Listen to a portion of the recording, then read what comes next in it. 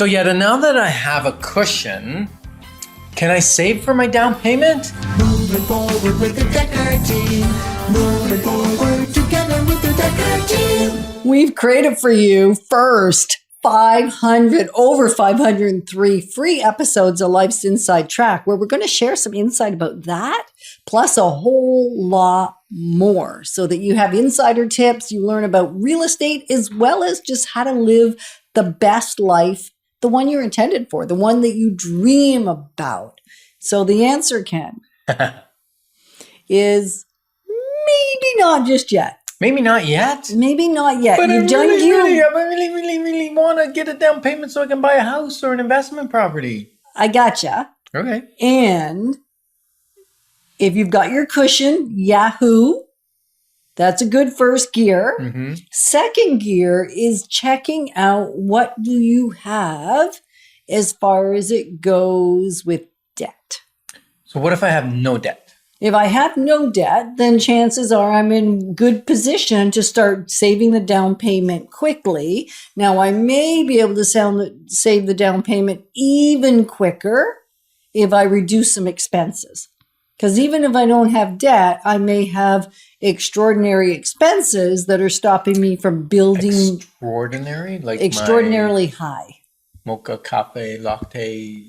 Yeah, that's a hidden expense. Yeah, habits. But it also could be internet packages, cable packages, could be sports or activities that you really enjoy and then you don't go half the time anyway.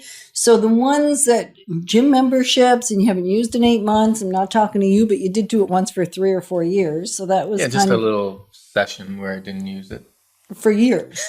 That's what I said. And we just kept paying. A little session. A little session. In the scheme of 60 years, it's a little section. Are you 60? Very shortly. In a year.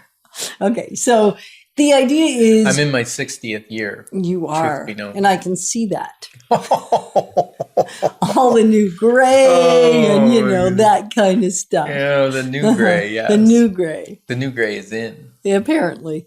So the idea is... obviously not to have an accumulation of too many expenses because that will affect, very likely, the kind of home you can buy. What if I only have, we're a double income family, so we but we got to drive to work. So we got 2 nice cars with little car payments of $600-700 a piece. Those aren't little, I don't think. Well, they're going to affect your ability in terms of what you can purchase for a house, what you can spend on a house. I thought as long as I could qualify for the mortgage, I was all set to go. Well, you're still going to be able to make your payments and feel good about it. So peace of mind is a piece. Like we've got to work with the ratios that CMHC and the financial institutions demand. Okay, so let's talk about those 2 ratios. There's the GDS and the TDS. And why wouldn't we say what they are? We will. Okay, so the TDS. Debt. Let's go gross debt first. Okay, GDS. It seems weird because the total debt's bigger than the gross debt. And to me, gross is always bigger. But the gross debt ratio is somewhere between 30 and 32%. Maybe up to 35, depending on the lender. Depending. So we'll say either side of 32%. Right. And so 32% needs to include your mortgage payment, That's principal and interest. Right, principal and interest, as well as your taxes, property taxes, not your income tax. Yeah. Your property tax.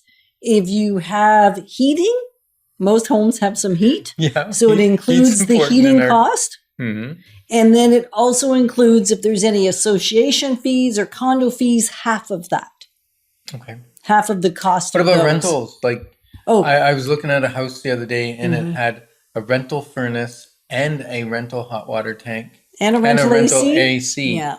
And I'm trying to remember what the payment was. It's almost $200. Yeah, it was like $160. Yeah, because I just saw that, not the same house, but the same situation. And so that has to be included too. Rental equipment is part of that 30, either side of 32%.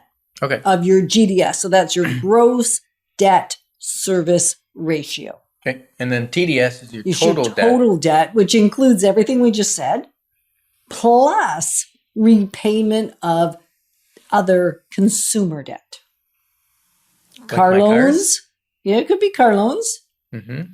So that 1,500 on those two payments you just talked about, 13 to 1,500. Hold on. What about student loan? Because that's not really consumer debt. I went to school. I benefited my ability to earn an income. It's still part of your TDS.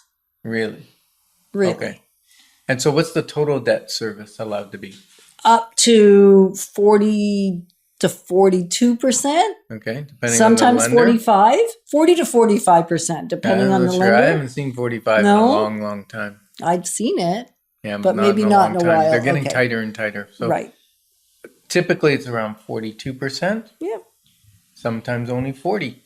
But what happens is, what's interesting is people say, well, I only have a certain amount of debt. It's no problem. I pay my bills. That's all. I've got great credit score. I've got great credit rating. Yeah. But the issue becomes because that's only like 7% difference between the TDS and the GDS and the TDS is only about 7%. I know. So now that's 7%.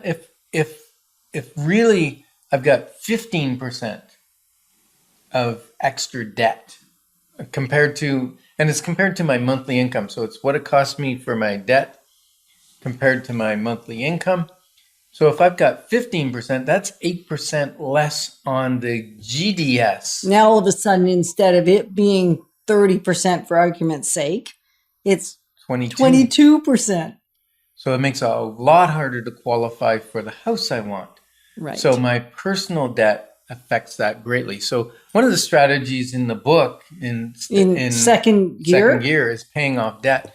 And we use a technique called laser focus. It's killing the lowest debts first. right. And then we always get into a conversation, but it doesn't have the highest interest rate. In fact, it's got no interest on it. And the other ones have a higher interest rate. I don't care. I know you don't care. So what we're looking for and what we found helped is momentum matters most. Yeah, and you're getting rid of a payment. The faster you can get rid of a payment, the faster your ratios come into play. And then you can take that extra payment that you just wiped out and add it to the next one and wipe the next one out faster. And then the beauty is you're used to paying that same amount of money. And once you've wiped out a few debts and your ratios work, now all that extra money that you were paying towards debt, you put towards your down payment.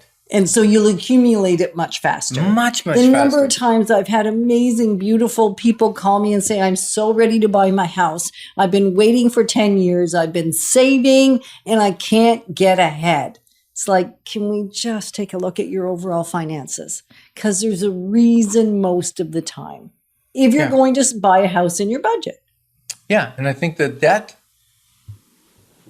I've even had people come and go, okay, I saved up the 5% or I saved up the 10%, but then I look at their debt and I go, no, you need to use that money and pay off your debt because you won't qualify. Right. Because you can't get a mortgage for, like, if you've got a debt of even 15% sometimes or greater, now all of a sudden you're sitting there going, there just isn't enough left over for a house. Exactly. And the laser focus works better than the shotgun approach, which the shotgun is you throw a little extra on everything trying to get your debt down. We used to do that. But your payments don't go down and your percentage of TDS doesn't go down with the shotgun approach, right? Right. So we are honored to have the privilege and passionate about growing alongside you and making incredible financial decisions together, because together we really do better.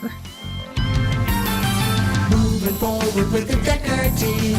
Moving forward together with the Decker team.